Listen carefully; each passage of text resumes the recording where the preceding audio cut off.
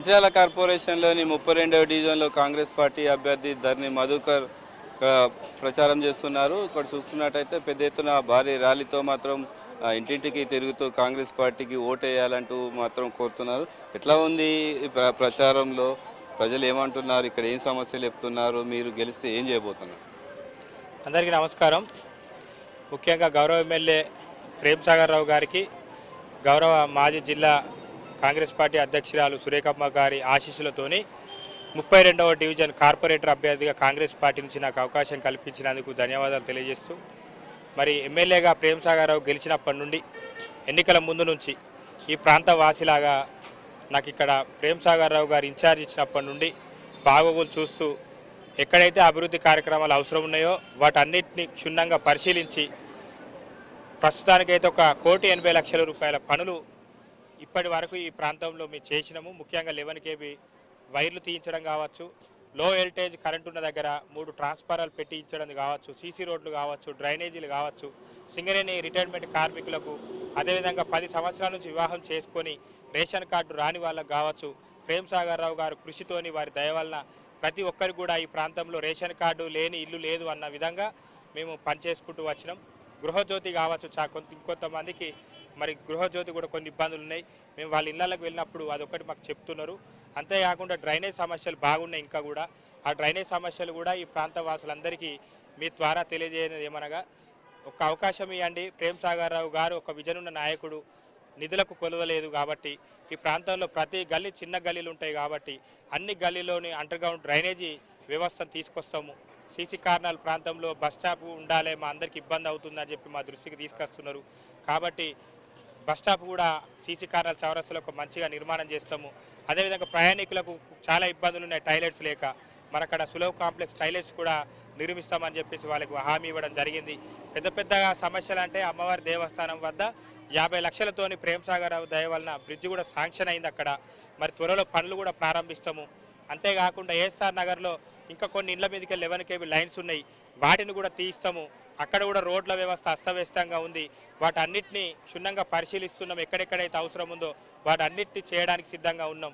ముఖ్యంగా తీగల్పహాళ్ళు వాగ అనేది ఒకటి ఉంది, మొత్తం కబ్జాలకు గురై మరి ఆ వాగ ఏదైతే ఉందో చెట్లతోని నిండి ఉంటే ప్రేమ్ సాగర్ రావు గారి దయ వల్ల వాటిని అన్నింటినీ కూడా జేసీపీ అవసరం ఉన్న దగ్గర జేసీపీ, పొక్లైన్ అవసరం ఉన్న దగ్గర పొక్లైన్తోని మొత్తం క్లీన్గా చేయడం జరిగింది. 2 వైపులా వాళ్ళు కూడా నిర్మించడానికి మా శాయశక్తుల కృషి చేస్తాం. అంతేకాకుండా సీసీ కారణాలు చౌరస్తా నుండి అమ్మవారి దేవస్థానాన్ని వెళ్ళే రోడ్డు వరకు కూడా పెద్ద డ్రైన్ కూడా 49 లక్షలతోని శాంక్షన్ అయింది. సీసీ కారణాల నుండి రాయల్ టాకీస్ వరకు, అక్కడి నుండి ఎస్ఆర్ గార్డెన్ వరకు కూడా 2 వైపులా పెద్ద డ్రైన్ కూడా ఎస్టిమేషన్ అయింది. నాకు తెలిసి సుమారుగా నన్ను గెలిపిస్తే ప్రేమ్ సాగర్ రావు గారి దయ వలన 5 సంవత్సరాల మినిమం 5 కోట్లకు తక్కువ కాకుండా పనులు చేయడానికి మేము సిద్ధంగా ఉన్నాం. ఒక్కసారి ఆదరించాలని ప్రజలందరినీ కోరుతూ ఉన్న సమయంలో వారందరూ కూడా సానుకూలంగా స్పందించి ఈసారి ఖచ్చితంగా నువ్వే వస్తావని చెప్పేసి, నాకంటే పెద్దవాళ్ళు అయితే తమ్మి నువ్వే గెలుస్తావు అంటున్నారు. మరి అమ్మమ్మలు, తాతలు, నానమ్మలు అయితే నా మనవళ్ళు ఎక్కున్నో బిడ్డ, ఖచ్చితంగా ఈసారి మా మనవాడు అనుకుంటాం, నీకే ఓట్లేస్తామని చెప్తారు. తమ్ముళ్ళు ఎవరైతే ఉన్నారో తమ్ముళ్ళు, అన్న ఈసారి నీ ఎంట మేము ఉంటాం, ఖచ్చితంగా నిన్ను గెలిపిస్తామని పూర్తి భరోసా ఇచ్చి, మరి చాలా వరకు మీ ఇళ్ళకి వెళ్తే అందరు తాళాలు వేసి ఉన్నాయి. మొత్తం కూడా మా ప్రచారంలో భాగంగా అందరూ మాతో ఉండి మా గెలుపుకు శాయశక్తుల వాళ్ళందరూ కృషి చేస్తున్నారు. 100కు 100% గెలుస్తానని ధీమా వ్యక్తం చేస్తున్నాను. కానీ కాంగ్రెస్ ప్రభుత్వం 2 సంవత్సరాలు అవుతుంది, ఎలాంటి అభివృద్ధి చేయలేదు కాలనీలో. కానీ బీఆర్ఎస్ చేసిన అభివృద్ధి ఇక్కడ ఉంది. ఖచ్చితంగా బీఆర్ఎస్ గెలుస్తుందని చెప్పి బీఆర్ఎస్ నాయకులు చెప్తారు. మీరేం చెప్తారు? ఇప్పుడు బీఆర్ఎస్ పార్టీ అభివృద్ధి చేసినామంటే మరి 11 kV లైన్లు ఎందుకు తీయలేకపోయారు వాళ్ళు? మరి మేమే అభివృద్ధి చేసినామన్నప్పుడు మరి కొన్ని గల్లీలో ఉన్న వాసులు అయితే వాళ్ళకి శత్రువులు కాదు కదా. మరి డ్రైనేజీలు ఎందుకు కట్టించలేకపోయారు? ఏఎస్ఆర్ నగర్లో 4 ఎన్నికల్లో నన్ను గెలిపిస్తే నేను రోడ్ వేస్తాను మాట ఇచ్చారు. మరి 20 సంవత్సరాలలో వాళ్ళు చేసి ఉంటే, 10 ఏళ్ళ బీఆర్ఎస్ పాలనలో వాళ్ళు చేసి ఉంటే మరి రోడ్ వేసే అవకాశం మాకెందుకు వచ్చినట్టు? మరి 200 మందికి నిజంగా రేషన్ కార్డులు వాళ్ళు ఇచ్చి ఉంటే 200 మందికి కనీసం ఒక కార్పొరేషన్ డివిజన్ పరిధిలో సుమారుగా 600 నుంచి 800 కుటుంబాలు ఉంటాయి.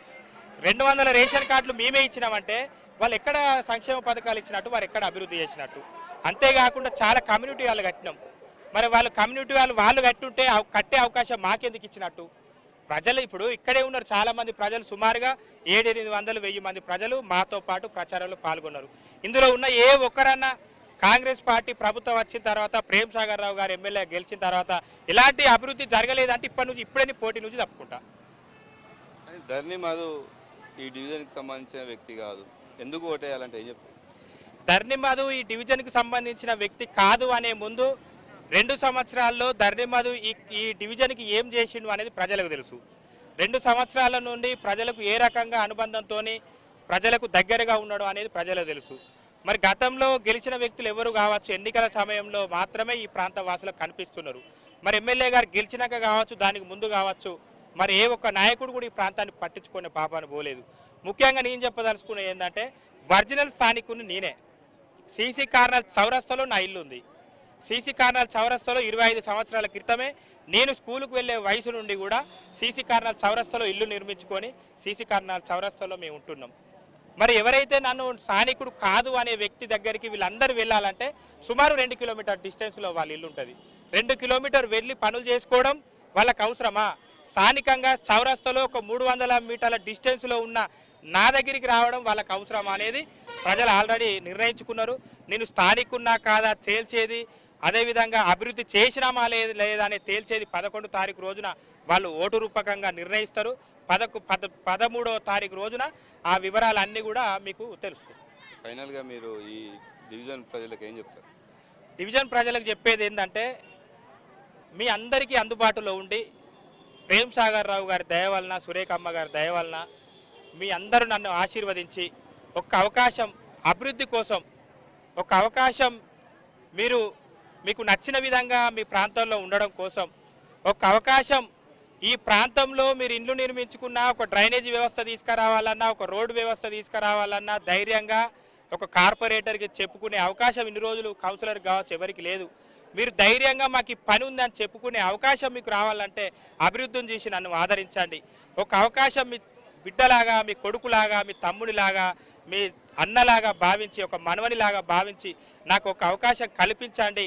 ఈ 2 సంవత్సరాల కాలంలో నేను అభివృద్ధి చేసి ఓట్లు అడుగుతున్నా. నన్ను గెలిపించిన తర్వాత కూడా ఖచ్చితంగా ఈ ప్రాంతంలో 60 డివిజన్ల కంటే మెరుగ్గా మొదటి స్థానంలో ఈ డివిజన్ వచ్చే విధంగా నా కృషి ఉంటుంది, నా పట్టుదల ఉంటుంది. ఖచ్చితంగా అభివృద్ధి చేసి చూపిస్తా. ఒక అవకాశం చేతులు జోడించి వేడుకుంటున్నా, ఒక అవకాశం నాకు కల్పించాలని కోరుతున్నాను. Okay, thank you. మొత్తానికి 32వ డివిజన్లో మాత్రం గతంలో లేనటువంటి విధంగా మాత్రం అభివృద్ధి చేసి తీరుతాను. నేను స్థానికుడు కాదని అన్నవారికి మాత్రం ఒకటే చెప్తున్నా, నేను స్థానికులకు ఎక్కడ ఎంతవరకు అందుబాటులో ఉన్నానో మీకే తెలుస్తుంది. నేను అధికారంలో లేకముందు అధికారం వచ్చి 2 సంవత్సరాల కాలంలోనే ఈ ప్రాంతంలో పలు అభివృద్ధి కార్యక్రమాలు చేశాను. రేపు నన్ను గెలిపించినట్లయితే ఈ డివిజన్ను మంచిర్యాల కార్పొరేషన్లో 60 డివిజన్లలో మొదటి స్థానంలో నిలుపుతామని చెప్పి మనతో పాటు కాంగ్రెస్ పార్టీ అభ్యర్థి ధరణి మధుకర్ తెలిపారు.